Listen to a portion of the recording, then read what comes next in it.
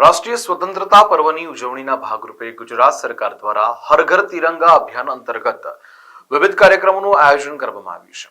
ત્યારે મહીસાગર જિલ્લા પોલીસે સરાહનીય પહેલના ભાગરૂપે એક અનોખી તિરંગા યાત્રાનું આયોજન કર્યું હતું, જેમાં દેશભક્તિની ભાવના સાથે ટ્રાફિક સલામતીનો સંદેશ પણ એમાં જોડવામાં આવ્યો હતો. મહીસાગર જિલ્લા પોલીસ અધિક્ષક જયદીપસિંહ જાડેજાના નેતૃત્વ હેઠળ તમામ પોલીસ અધિકારીઓ અને કર્મચારીઓએ એક બાઇક રેલી યોજી હતી.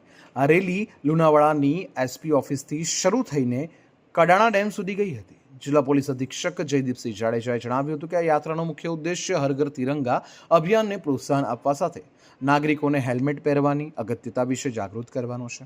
આગામી સમયમાં જિલ્લામાં હેલ્મેટ પહેરવાનો કડક અમલ કરવામાં આવનાર છે. ત્યારે હેલ્મેટ ન પહેરવાના કારણે થતા માર્ગ અકસ્માતો અને જાનહાનિને અટકાવવાનો આ ઝુંબેશનો મુખ્ય હેતુ છે.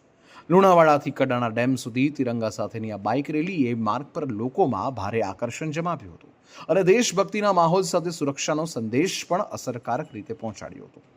તિરંગા યાત્રા કડાણા ડેમ પહોંચ્યા બાદ પોલીસ બેન્ડ દ્વારા દેશભક્તિના ગીતોની સુરાવલી વગાડવામાં આવી હતી, જેનાથી વાતાવરણ સંપૂર્ણપણે દેશભક્તિમય બની ગયું હતું. આ યાત્રાનું સમાપન નદીનાથ મહાદેવ મંદિર ખાતે થયું હતું.